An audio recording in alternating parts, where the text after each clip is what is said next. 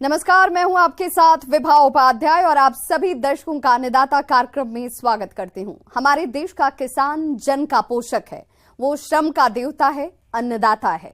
उसमें ही भारत की आत्मा निवास करती है और ऐसे ही किसानों की प्रगति के लिए हम खेती बाड़ी से जुड़ी हुई बहुत सी नई लाभकारी जानकारियां हर रोज सुबह लेकर आते हैं। तो चलिए कार्यक्रम शुरू करने से पहले देखते हैं क्या है आज के अन्नदाता में।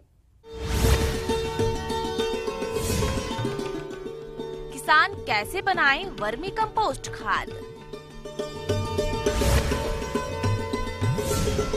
प्याज का बीजोत्पादन करके अच्छी आय कमा रहे किसान से मुलाकात।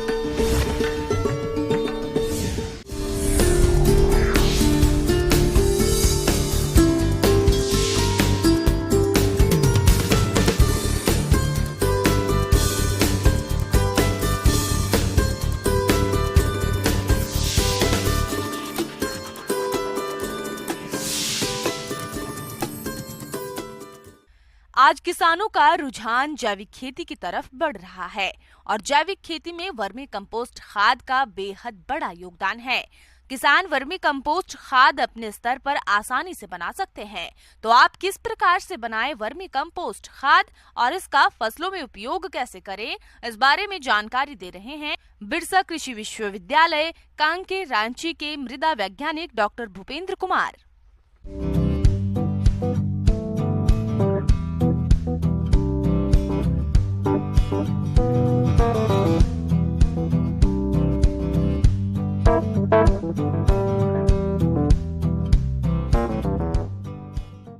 यहाँ पर हम लोग विशेष प्रकार का केंचुआ का प्रयोग करते हैं, जिसमें आइसेनिया फोएटिडा है, पेरोनिक्स एस्केबेटस है और ड्रिलस एवजीनी है।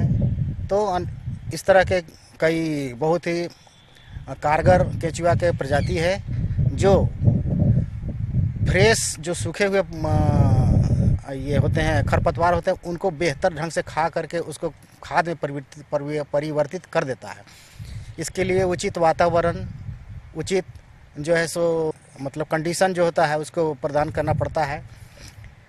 तो इसे बनाने के लिए सबसे पहले क्या करें कि सारे सामग्री मतलब बराबर मात्रा में गोबर और बराबर मात्रा में जैसे खरपतवार को पहले इकट्ठा कर लें और एक ऐसे जगह स्थान का चुनाव करें जहाँ पर चींटी, दीमक या अन्य कीड़े मकोड़े न आ सकें। तो उसे या तो एकदम बराबर किया हुआ गीला मिट्टी से, जैसे खलिहान वगैरह बनाते हैं घर में जो लिपते हैं, वैसा करके एक क्यारी नुमा बना देते हैं। 1 मीटर गुने 2 मीटर माने 1 मीटर चौड़ाई और 2 मीटर लंबाई एक क्यारी नुमा आकार बना देते हैं। ईंटा से घेर के भी बना सकते हैं या फिर थोड़ा मिट्टी को ही ऊंचा करके हल्का करीब आधा बित्ता ऊंचा कर देते हैं और उसको बना देते हैं। इसके लिए जमीन से थोड़ा ऊपर उठी हुई जगह का चुनाव करना चाहिए। क्यारियों को तेज धूप वर्षा से बचाने और केंचुओं के तीव्र प्रजनन के लिए अंधेरा रखने के लिए घास फूस बने से छप्पर और चारों ओर हरी नेट से ढकना लाभकारी होता है। सबसे पहले क्या करेंगे, खरपतवार जो है सो एक 15 सेंटीमीटर का ऊंचाई तक डालते हैं। इसके बाद फिर गोबर जो है उसका भी 15 सेंटीमीटर जो है सो ऊंचाई तक जो है सो डालते हैं। फिर खरपतवार उसी तरह से 15 सेंटीमीटर और फिर से डालते हैं।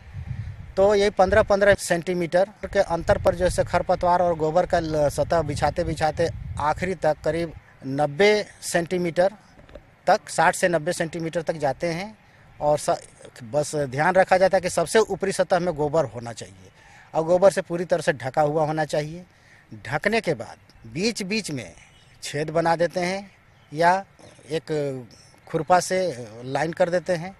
और इसके बाद केंचुआ जो हमारे पास है, हमारे यहाँ पर जो वातावरण है उसके हिसाब से आइसेनिया फोएटिडा जो बहुत ही कारगर है, उसका जो सो 1.5 से 2,000 प्रति वर्ग मीटर के हिसाब से ऊपर में छोड़ देते हैं धीरे। और इसका ये प्रकृति होता है कि वो धीरे धीरे अंदर के ओर घुस जाता है और धीरे धीरे जो गोबर के साथ साथ खरपतवार जो हमारा डाला हुआ है उसको भी खाना शुरू कर देता है। केंचुआ खाद तैयार होना शुरू हो जाता है। जो हटा हटा करके बीच बीच में देखते हैं। इस बीच में जब सतह बिछा देते हैं तो सबसे ऊपर में बोरा, जो जूट का बोरा ढक देते हैं और बीच बीच में पानी छिड़कते रहते हैं ताकि नमी बरकरार रहे। और नमी इस प्रकार प्रदान करना चाहिए जिससे कि ज़्यादा से ज़्यादा बहने न लगे इधर उधर, बस सूखने से बचाने के लिए किया जाता है। इसको बीच बीच में क्या है कि 15 दिन के अंतर में उठा करके देखते हैं और उलट पलट करते हैं धीरे धीरे। उलटने पलटने के बाद 2 या 3 पलटन के बाद देखते हैं कि केचुआ का खाद का जो है सो तैयार माल जो है सो प्राप्त होने लगता है। जब केचुए बेड में गहराई में चले जाते हैं तब केचुआ खाद को बड़े से आसानी से अलग कर सकते हैं। खाद की पलटाई या तैयार कंपोस्ट को एकत्र करते समय खुरपी या फावड़े का प्रयोग कदापि नहीं करना चाहिए। अब हल्का हल्का हटाते हैं, देखते हैं कि भुरभुरा पदार्थ प्राप्त हुआ है कि नहीं। उसका रंग जो है सो काला हो गया होगा। अब इसको धीरे धीरे क्या करते हैं कि चालते हैं। चाल करके जो है सो एक चलनी तार की जाली होती है जिसे हम चाल करके एक बहुत बेहतरीन चाय के पत्ती के तरह जो है सो हमको खाद प्राप्त होता है।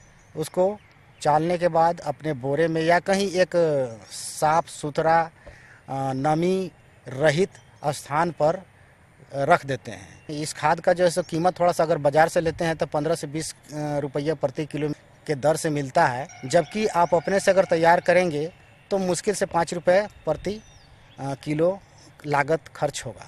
एक समूह बना करके तैयार करके बेचते हैं तो उससे 15 से 20 रुपया प्रति किलो के दर से आप आमदनी भी प्राप्त कर सकते हैं। इसमें जो है सो करीब 1% से ऊपर जो है सो नाइट्रोजन मिलता है और पोटास भी उसी तरह से 1% से ऊपर मिलता है और फास्फोरस भी जो है सो सामान्य खाद्य में जो है सो 0.2% के आसपास में होता है, जबकि इसमें 0.5 से लेकर 0.8% तक जो है सो आपको जो है सो फास्फोरस मिल सकता है। तो सामान्यतः जो है सो 2 से 3 टन प्रति हेक्टेयर के हिसाब से जो है वर्मी कंपोस्ट का प्रयोग कर सकते हैं, जो लाभदायक होगा।